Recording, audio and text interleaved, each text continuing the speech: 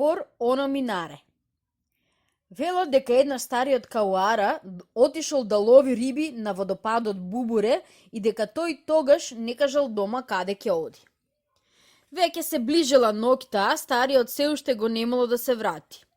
Тогаш ќерка му многу се загрижила и си рекла: "Каде ли е сега мојот мил татко? Никој не знае каде отишол. Ќе одам да го побарам на брегот на реката." Така таа тргнала кон брегот, но никому не му кажала каде ќе оди. Кога стигнала на брегот, на небото се појавила студената, како ден ведра месечина ширејќи бледа светлина. Ќерката на стариот Кауара седнала и ја кренала главата, гледајќи право во месечината. Тогаш таа догледала како нешто големо се одделило од неа. Се одделило и почнало да се спушта кон земјата. При тоа, ќерката на стариот Кауара ја обзеде таква дремка, што очите сами и се затворија и таа легна на тревата. Кога одредента таа се разбуди во првите мукри, месечината веќе пловеше на другата страна на небото, сосем далеко, а незината светлина веќе не беше бледа, туку пурпурна. Ќерката на стариот Кауара однаш многу се растажи и за малку дури и ќе се расплачеше. Во меѓувреме, Кауара се врати дома околу полнок и тргна да ја бара ќерка си. И тој не можеше да ја најде, па страшна тага му го стегна срцето. Но тој беше волшебник и во чадот од тутунот можеше да види нешто што се случува на друго место. Така тој почна да го шмрка миризливиот прав од сувите тревки наречен парика и да пуши тутун наблюдувајќи го чадот пред себе. Отпрвин гледаше само некакви нејасни сенки кои се престига и се туркаа една со друга. Но кога почна повторно да гата, пред очите му се појави една сенка на маж што се издигаше кон небото. Тој посака да ја фати сенката, но в часот очите му се склопија и тој заспа. Кога се разбуди, уште долго не можеше да си дојде на себе си. Збунето се вртеше наоколу и најпосле рече: "Каде ли се загуби ќерка ми? Во чадот гледам само сенки кои сосем ме зашеметија. Но ќе ја најдам, па што сакало било, ако не на земјава, тогаш на небото." И од тогаш Кауара почна да гата секој ден за да дознае каде се наоѓа ќерка му. А таа пак уште она утро тргна надолу по реката. Напладне таа се искачи на планината и таму остана се до вечерта, се доека не се појави месечината. Уште посветла и погиздава од претходната вечер. Девојката ја крена главата, почна да ја гледа месечината чија светлина трепереше во незините очи. Но таа беше толку уморна од претходниот ден што веднаш заспа.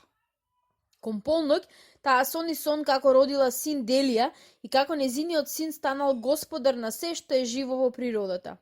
А телото му беше прозирно и сенките на денот поминуваа низ него.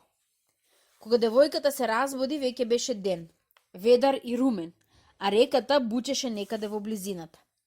Таа се обзирна и свати дека реката и надоаѓа, речиси до нозете, и се чинеше дека студениот бран во секој миг ќе ја покрие и ќе ја одвлечка кон студеното дно. Погледна надолу и догледа едно мало островче, скокна во водата и почна да плива кон него.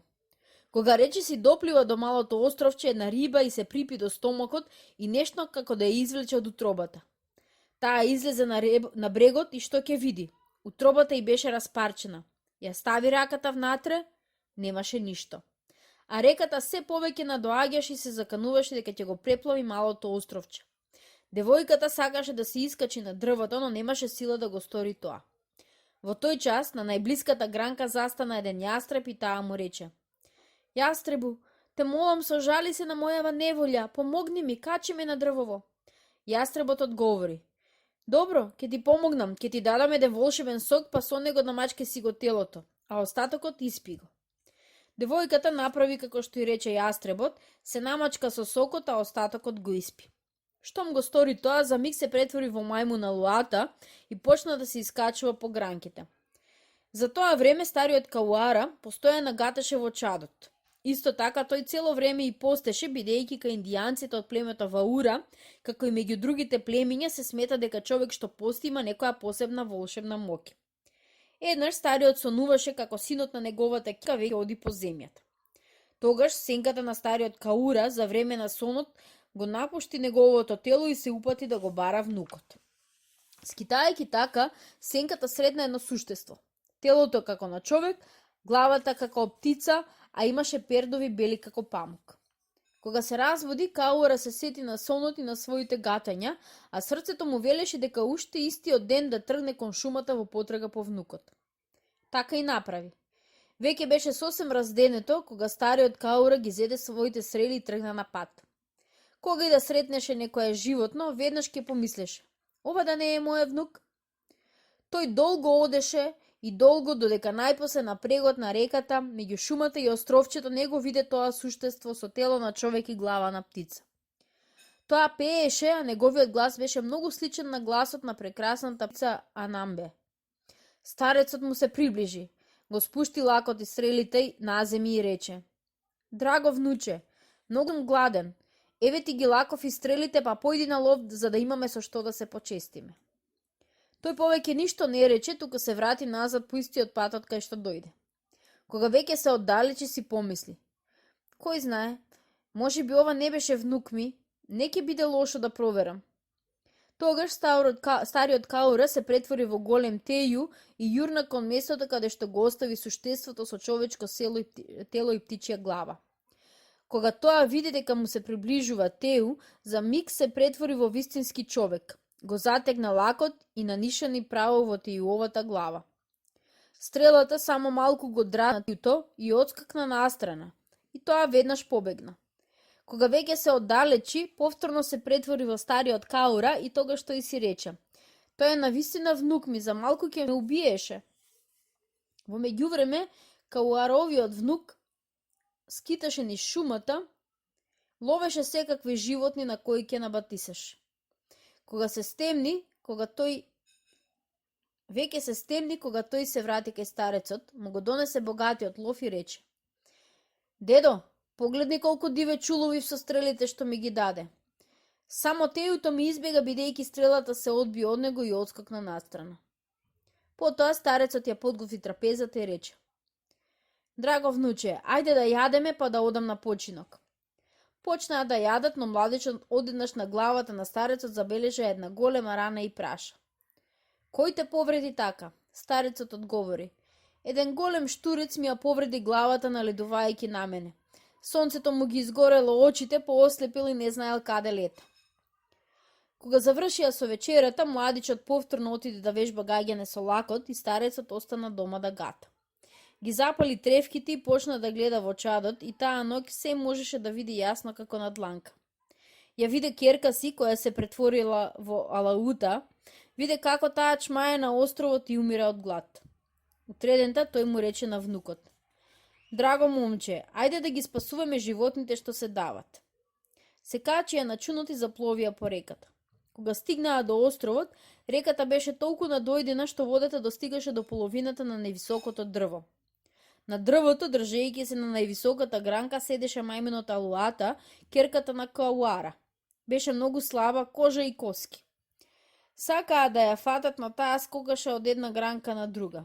Тогаш старецот рече: овој мајмун не можеме да го фатиме, туку ајде вака, јас ќе го гаѓам со еден камен, а ти гледај да го фатиш и внимавај да не удри во чунот. И направија како што се договорија. Младичот се намести во чунот, расширувајќи ги раците за да го фати мајмунот, а старецот го фрли каменот. Кога мајмунот почна да паѓа, се отвори неговата утроба и младичот исчезна во неговото тело. Во истиот миг мајмунот се претвори во жена, ќерката на стариот Кауара. А кога старецот седна во чунот, неговата ќерка веќе беше таму, а стомокот и беше голем како да е пред породување. Старецот почна да весла кон својата куќа. Кога се приближија, тој рече на ќерка си: ќерко, ајде да одиме дома да те нахранам. Откако младата жена заврши со вечерата, уште во истиот миг заспа и се разбуди дури утредента, кога сонцето веќе високо се искачи на небото. Тогаш таа му рече на татка си: драги татко, да знаеш само каков чуден сон сум сонула. Сонував како детево што го носам веќе се родило и како сум го родила на врвот на високата планина. Телото му било прозирно како воздухот, косата црна како јаглен, а зборувало со некаков чуден, многу нежен глас. Кога го родив, сите ѕверови во шумата дојдоа да ми честитаат. Кога се стемни, син ми многу огладна и почна да плаче, а јас немав со што да го нахранам. Тогаш долета една јадо колибри и рој пеперуги. Тие донесоа меден сок од цвеќињата и го нахранија син ми. Тој престана да плаче, а лицето му се озари од радост. И животните се израдуваа и почнаа да го лижат. Потоа сонував како јас сум била многу уморна. Сум го оставила крај себе на тревата син ми и веднаш сум заспала. Кога утредента сум се разбудила, сум го здогледала син ми како стои далеку од мене, на оддалеченост колку што еден лет на стрела. Јас сакам да му се приближам, а животните го обкружиле и не ме пуштаат да му придам. Тогаш почнав да викам: "Сине, сине!" Потоа еден род пеперуки го дигна во воздухот, носејќи го кај мене. Кога се приближија, го зграбчив и го стиснав до мене, а пеперугите се спуштеа на моите рамиња и ги покрија моите раце. Тогаш сите животни почнаа да ме обкружуваат и да се подпираат на мене со своите тела. Се плашев да не ми го земат, па го дигнав високо над мојата глава, но животните толку многу ми тежеа што не може веќе да издржам. Паднав, а син ми остана да легне во воздухот на крилата на пеперугите. Тогаш се разбудив, но и понатаму ми се чинеше дека син ми е покрај мене. Почнав да се вртам и да го барам, но него никаде го немаше. Потоа почувствував како тој мрда во мене и се освестив. Старецот го изслуша сонот на ќерка си, малку молчеше, а потоа рече: "Твојот син е навистина убав ќерко, но дали се сеќаваш каде се наоѓа планината на која си била?" Таа одговори: "Не се сеќавам, драги татко, но единствено знам дека подножјето на планината почнува на брегот на реката." Кога го слушна тоа, старецот свати дека дојде вистинскиот час да почне да гата. Тој излезе од куќата и почна да шмрка парик, да пуши тутун и да ги наблюдува крукчињата што ги правеше од чадот. Тогаш тој виде дека неговиот внук, кој се уште се наоѓаше во мајчината утроба, ќе биде господар на земјата и дека токму таа ноќ е судено тој да се роди. Откако заврши со гатањето, старецот се врати дома. Беше веќе ноќ. Старецот си легна и цврсто заспа. На полноќ се разбудија сите животни и весело запееја со своите наразлични гласови. Од небото се слушаше некакво бучење, како да се спушта ветер.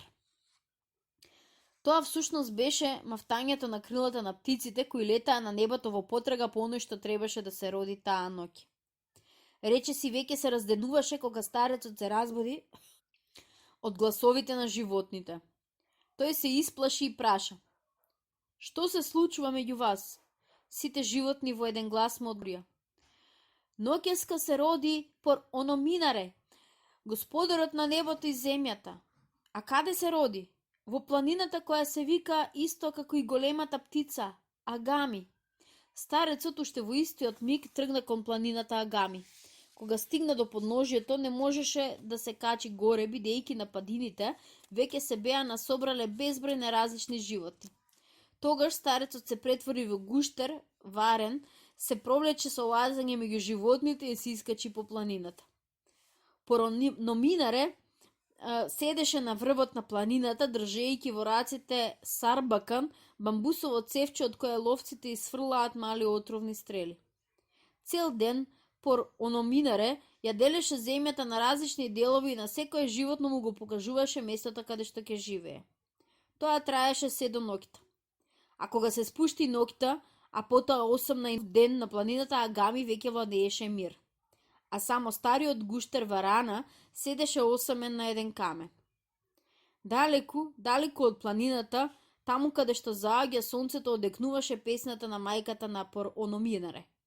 Таа пееше додека пеперугите ја носеа кон небото.